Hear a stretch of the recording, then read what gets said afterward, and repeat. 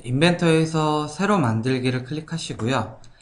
자, 프리젠테이션. 쉽게 설명드리면 분해 조립되는 과정을 애니메이터로 표현하는 게 바로 프리젠테이션 뷰고요.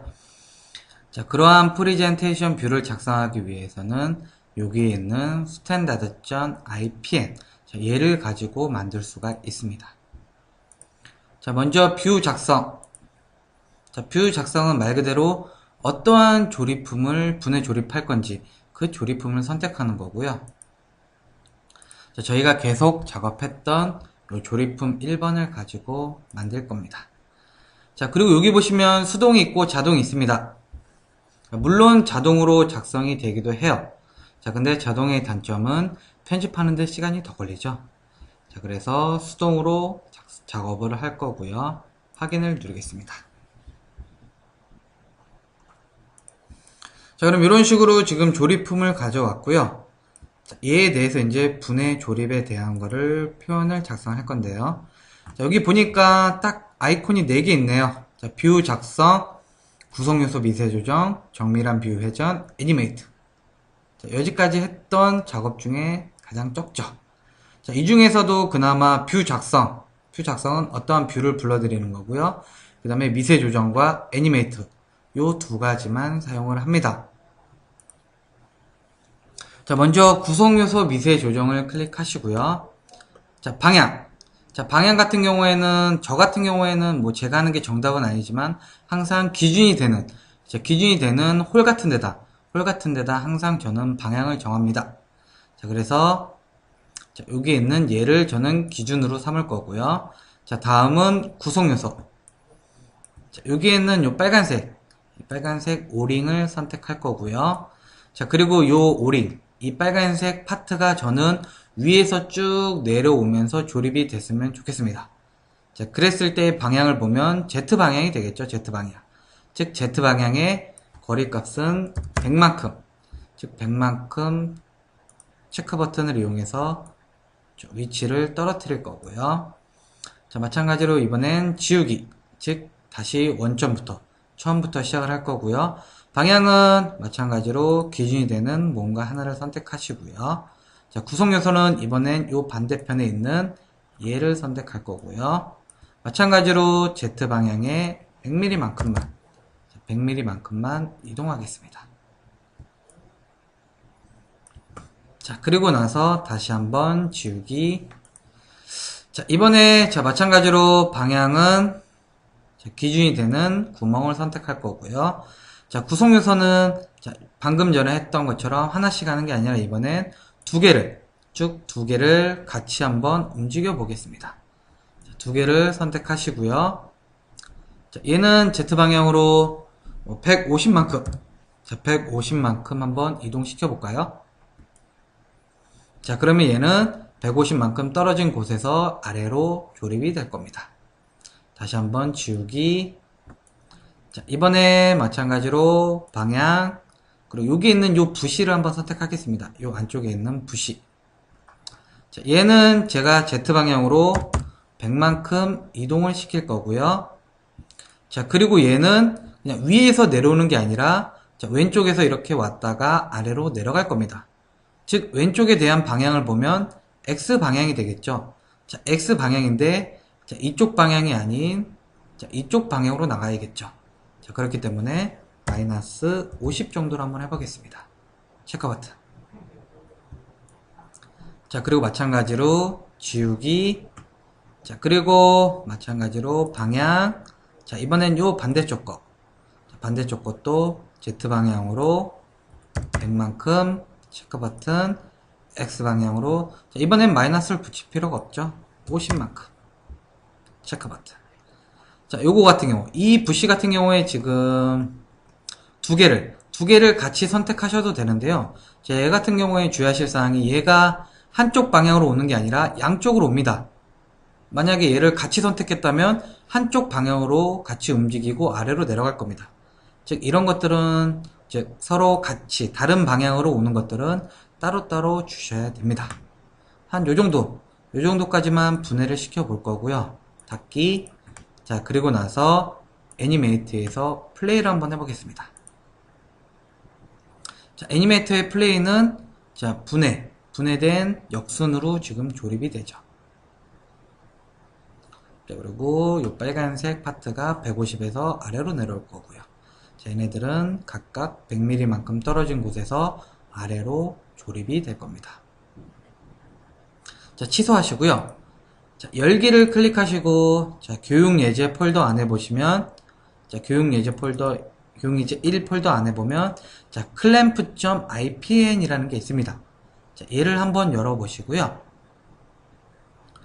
자, 그리고 나서 애니메이트의 플레이 한번 해볼까요? 자, 얘 같은 경우에는 여러 가지가 한꺼번에 조립이 되고요. 그 다음에 거기에 따라서 카메라도, 자, 카메라도 훨씬 실제와 같이 움직이는 것을 볼 수가 있죠.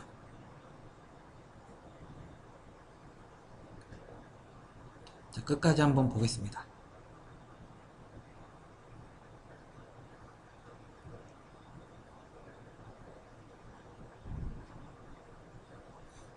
보시면 요 clamp.ipn 같은 경우에는 방금 저희가 했던 것보다 훨씬 뭐 카메라가 실제 회전되고 뭐 여러 가지가 같이 움직이고 훨씬 실제와 같이 변경이 되는 것을 볼 수가 있습니다.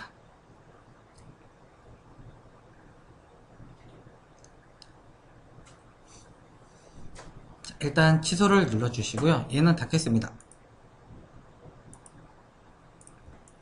자, 얘를 가지고 방금 clamp.ipn처럼 한번 몇 가지 꾸며 볼 건데요. 뭐, 일단, 얘를 먼저 생각을 해볼게요. 자, 얘가 그냥 아래로 내려오는 경우도 있지만, 얘가 막 회전이 되면서 내려오면 훨씬 더 부드럽게 움직일 겁니다. 마찬가지로 구성 요소 미세 조정에, 자, 회전을 줄 건데요. 자, 회전을 줄 때는 기준이 되면 안 돼요. 자, 예를 들어서 제가 여기다가 기준을 잡으면 얘는 이 기준에 의해서 이런 식으로 회전이 될 겁니다. 자, 그게 아니라, 자, 얘는 요 가운데 축을 기준으로 회전이 돼야 될 거고요. 자, 구성 요소는 얘가 되겠죠. 자, 그리고 XYZ가 아닌 회전. 자, 회전을 720도, 즉 2번 회전을 시켜볼까요? 체크 버튼. 자, 지우기. 다시 한번 그 반대쪽도 작업을 해보겠습니다. 자, 방향, 구성 요소, 그 다음에 720도로, 즉 2번으로 회전이 되라. 닫기. 자, 그리고 나서 이제 얘네들에 대해서 한번 꾸며볼 건데요. 자, 애니메이트를 한번 클릭해 볼까요? 자, 취소 옆에 확장 버튼을 클릭하면, 자, 지금 분해의 순서가 이렇게 리스트가 쭉 보이고요. 자, 여기서는 이제 여러 가지 작업을 하실 수가 있어요. 즉, 예를 들어서 요 720도가 지금 각각 움직일 텐데 얘네들을 서로 같이 움직이겠다. 그러면 선택하고 그룹화 시켜주시면 되고요. 네, 마찬가지로 자, 150과 그 다음에 여기는 요 100과 100에 대해서 먼저 50 양쪽으로 오는 요 50에 대해서 서로 그룹을 시킬 거고요. 자, 그리고 100 이 100짜리도 서로 그룹을 시켜 주시는 게 좋겠죠. 자, 그리고 자, 이 처음에 내려오는 얘네들도 서로 그룹화 시켜야 될 겁니다. 자, 그리고 얘는 그냥 내려오는 게 아니라 여기에 줬던 720도 회전이 되면서 내려와야겠죠. 자, 그것도 같이 그룹을 시켜 주셔야겠죠. 자, 그러면 자, 얘네들이 먼저 쭉 회전이 되면서 내려올 거고요. 그 다음에 양쪽으로 해서 50mm, 그리고 아래로 100mm, 그리고 빨간색이 150mm 이렇게 내려올 겁니다.